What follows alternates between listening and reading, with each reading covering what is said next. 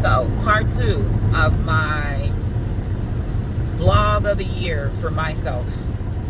I left a video a couple days back about malabsorption, hypoglycemia. And as I've been doing my research on myself, and this is for me to tell you to be an advocate for yourself. I know a lot of people aren't hip to medical terminology, but you're hip to your symptoms. And there's a World Wide Web out there that's better, that can do much more than doomsday scrolling or, I don't know, entertain your mind or to make you avoid what the real problem is with you. Because if you think doctors don't use Google, you're seriously screwed, because they absolutely do. As being a medical laboratory scientist, I'm telling you that since COVID hit, it has changed a lot in the human body. I've seen it firsthand. When I see microclots in a plasma tube, that blows my ever-living mind. That's crazy to me. What about what I cannot see with the human eye? You're not supposed to clot in a plasma tube. If there's any other MLS out here who wants to tell me that that's possible, maybe if you're hyperconjugate or you have some type of... Me, I've been a medical technologist for 23 years, okay? I am considered an expert. You can call me on the stand. All right, now let's go back to this malabsorption hypoglycemia. I'm going to put my theory here. And I'm going to prove it. I'm going to be my own science experiment, because I'm tired of not getting heard. I'm tired of, I don't know, maybe doctors think I'm a hypochondriac. I have been going to the doctor. I've been going to the GI. I've been going to my primary care. And I'm going to say this again. Thank you to, I will say her name once all of this is done. If it wasn't for the endocrinologist that I met, I would never be doing what I'm doing now.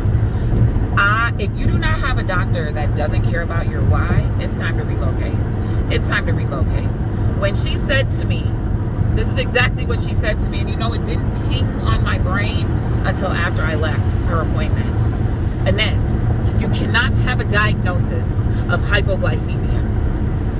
That just doesn't happen. She didn't say it like that. She just said, you cannot have a diagnosis of hypoglycemia. Basically, what she's saying to me, it didn't quite register in this slow neuronic brain that I got. What she's saying to me is something is causing it. She didn't say why or what, because she doesn't know. I have a ton of symptoms and she doesn't even know where to fucking go with this. And I get that. But she is the only one that was like, tell me how this started. we going back to the beginning.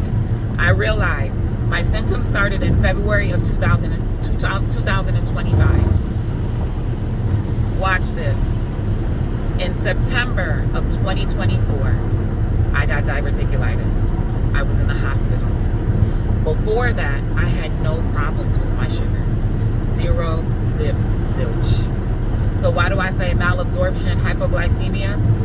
Do you understand when I called my GI doctor, she was like, you have a sucrose intolerance? Okay, so I started to research. I was like, oh, this is possible. But why now? Well, when I went back and saw my GI, she's been saying something called SIBO. SIBO. We need to give you a test for SIBO. Well, what the fuck is SIBO? Small intestine bacteria overgrowth. So I've been doing some research. I went into my medical chart and went from freaking day 0 all the way up. Things that I've discovered, I've had a mild case of diverticulosis since 2021, I believe. I got diagnosed with diverticulosis on my colonoscopy, 1000% for sure, in 2020. Okay, 24, 25, 26. In April of 24. In April of 24, I got 3 polyps removed that they couldn't even rule out tubular adenoma. They had to go deeper into my section. In September of 2024, holy of the grails, of the pains, To the people out there that has had diverticulitis, I've had 3 kids. No, baby, that is the worst pain I've ever experienced in my entire existence of life.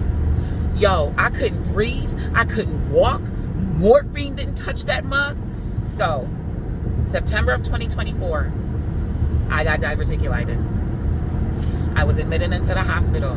What is supposed to be a 3-day stay, I got out in 1. I take care of my body. So I don't need anyone or any doctor to tell me that, oh, it's this, oh, it's that. Okay, I hear you. And it's not that I'm dismissing you. I will research it. I promise you. But if my symptoms don't fall in the line of what you're telling me, we have a problem. And it's not that I want to tell you that you're wrong. This is my body. I have one body and I have one life, and it's not your job to care about me. It is my job to care about me. That's the way that I look at it. So guess what? September of 24, I was admitted into the hospital with acute diverticulitis. I said, you got me jacked up. Do you know what my GI doctor told me? If I have another case of it in a year, I will get sectioned. What? You gonna have me have a colonoscopy, whatever colonoscopy bag hanging out of my belly? No, you only got to tell me one thing. One thing about my health, you only got to tell me one time for me to get it. So when I got the polyps taken out and they couldn't rule that out, I did a whole lifestyle diet change. I totally went and I started changing my diet. I didn't stop eating bad food, but I went to like a 80-20. Then I worked up to a 90-10. 80 good, like natural, circumference of the store, as less processed food as I can do. Well, you know, this girl had some salad with some seeds in it, and that's probably what flared my diverticulitis, okay? And I didn't know at the time. I thought I was dying, basically. So after my diverticulitis flare, I had a follow-up with my GI, and she was like, if you have another stent of this in a year, we're going to section you, because guess what? Each time you have a diverticulitis flare, it kills your bowels, or it slows it down. Let's use the brain, people. Let's use our brain. So, okay, I didn't even think that through. February of 2025 is when I started having hypoglycemia issues. I started freaking not waking up at night. I started having cold sweats. I started having unaware hypoglycemia, unaware that I was walking around with a 53 glucose.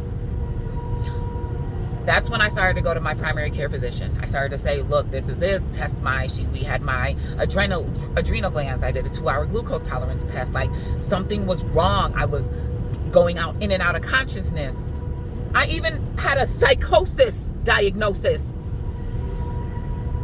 Anyways, let's keep going. So mind you, this started in February of 2025 after I got flu B. Okay? So, and I'm really going to try to cut this down and make it short, but it's a whole lot to compile. So after the flu B, because I didn't have enough sustenance because I was eating too healthy, my body it was struggling to recover. That's when the sugar started dropping, this and this and this. And I'm just like, what in the ever-forsakenness is happening? Because I was doing so good before I got flu B. And they always say, a sickness, an acute sickness, will pull out a chronic symptom. Anyways, so fighting for this CGM, because I do not know when my sugar is low. Until it's too low, I'm about to pass out. I'm zoning in and out. My brain, here's where I knew that I had sugar problems. I would have people come up to me and say, hey, are you okay? And I'm like, well, what do you see? I asked them what they see. They're like, your eyes look like you're glossing over. It's like you're not even here. And I would say this, it's probably my sugar. Sure enough, I would eat sugar and be fine. Oh my God, the first time I took a glucose tablet, I was like, whoa, this is great. That tells you how the body is so adaptable and how deprived of sugar I was unaware.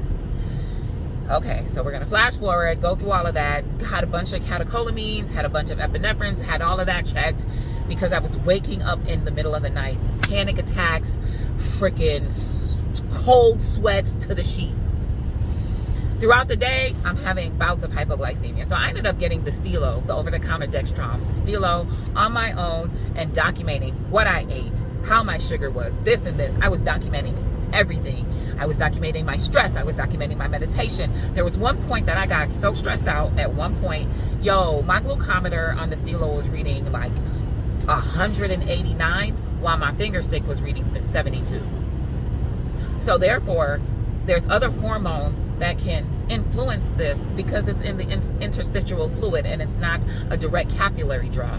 So I'm putting this out here because you guys need to fight for yourself. You need to find a way to fight for yourself. Google is your friend. It can be your enemy too, but it is your friend. There's so much knowledge on the internet if you use it correctly. So for 3 months, I went and proved because I was keep getting the diagnosis, insulin resistant. This doesn't add up. How could I have hypoglycemia? It was like they were saying you're going into diabetes. Mind you, I have a 5.8 A1C. I've had a 5.8 A1C since 2013, y'all. 2013. Okay, so when am I going to convert? So basically you're telling me I'm turning into a diabetic, which is fair because it runs on my paternal side of the family, which is fair. I'm not telling my doctor she's wrong. It just it doesn't make sense to what I'm feeling. Do you understand what I'm saying? And insulin resistance means that your insulin spikes and it has a hard time coming down. Okay, and then probably these rapid spikes. I'm not having that. I'm having reactive hypoglycemia. And the more complex food I eat, the worse my sugar becomes. That's supposed to help you with reversing insulin resistance. Oh no, that was killing me. That was low-key taking my life. I couldn't do that. I had to eat more fat, more processed food. So going through my medical charts, guess what I now found out? I got fatty liver because I'm trying to eat the fat so the glucose can stay stable, so it won't absorb so quickly, because I'm trying to figure this out. And how many times have I asked for a dietitian? I can't even tell you. I can't. At least 5 from my primary care and from my GI. Have I gotten one yet? Absolutely negatively not. No. So I'm struggling. I'm doing process of elimination. I'm doing this, and this, right? Okay. So I got the Dexcom over the counter. And that's how I ended up finally getting the Libre 3, because I had to prove it, because I was not, listen, I know my body. And I understand that I'm perimenopausal and I'm starting to go into menopause, but I don't think that's the case because my hormone levels they're fine. I had a baby at 42, baby. Okay. My body wants hello, let's procreate. Hello, let's procreate. I woke that sucker right back up like I'm 20 years old. No, honey, we are almost freaking 50. We're not doing that right now. So I get it. I get that I'm having a whole lot of hormone fluctuations. I'm not denying that, but I know my body. I know my body. I know my body. So February of 2025 is when all of this starts to hit. I'm documenting what I eat. I'm documenting my sugar. I'm documenting my blood pressure. And one thing that I'm realizing is my blood pressure has been running extremely low, that doctors have to take it over. Like, is this normal for you? And I usually run on the low end, but I was running like 108 over 68. That is also not a sign of insulin resistance. Insulin resistance carries high blood pressure. So now, I think at my last GI doctor, I told her I want to take this hydrogen test. Again, so in between this, so I got another GI appointment coming up. And in between this, my last GI and this next GI I met with an endocrinologist. I drove 3 hours to meet with her. 3, because she was like, girl, yes, I'm that serious about my health. I got kids to raise. I ain't trying to die. Come on now. So it's the question she asked me. Like, that was probably one of the appointments that I've never felt so seen in my life. I felt heard. Whether she could think that my symptoms are all over the place, she listened to everything I had to say. She didn't listen to respond. She didn't listen to give me an answer. She didn't listen to think that I was absolutely apeshit. She listened. She took everything I said into consideration. And it was her nonverbal cues. The things that I said that some of my doctors said to me, she rolled her eyes. Wait, why is she rolling her eyes, dog? And it wasn't until after the appointment that I processed all of this. And she started making me have questions in a different directions. So then I started to think about the SIBO. So let me tell you this. I have IBS. I've been diagnosed with IBS. So I have IBS. That's already an inflammatory disease. Then I got diverticulitis for the first time in September of 2024. And then my sugar craziness started in February of 2025. I have malabsorption hypoglycemia due to SIB, not only on the sugar level for the small intestine overgrowth, but also in the large intestine because of my diverticulitis, the methane. Why? I have horrible flagellates, horrible, and they smell. My poop smells like crap. It's about time we come on the internet and we start talking about some real shit that we can save each other's lives. So if you got symptoms like this, let's talk about how my poop floats. Yes, I started asking people, do your poop float? No, I gotta start realizing how my symptoms are not on the normal spectrum. But you know, there is a status quo, right? It's time to come on here and start sharing truth so we can help another. And my story can help another. So I'm putting this out here to help you. So I'm diagnosing myself with malabsorption hypoglycemia due to SIBO and also SIBO methane I can't even say that. I'm going to say LIBO methane. So SIBO, small intestine bacterial overgrowth, which feeds on sugar. I'm not getting sugar absorbed because this freaking overgrowth of bacteria is like num, num, num, num, num, num, num, sugar, sugar, sugar. So when I chew and my pancreas releases the insulin, my insulin is like, yo, she just ate. Where the hell is the damn food at? Where our food at? There is nothing to absorb. So I go into my storage and I deplete my storage and oh, guess what I get? Hypoglycemia. And guess what I have to do? Eat to keep my levels up and also my weight. So I'm proving my own theory. Let's see. And that is why I'm putting it out here for now. Because if I'm wrong, I'm okay with being wrong. But if I'm right, maybe this story can help another. Track yourself.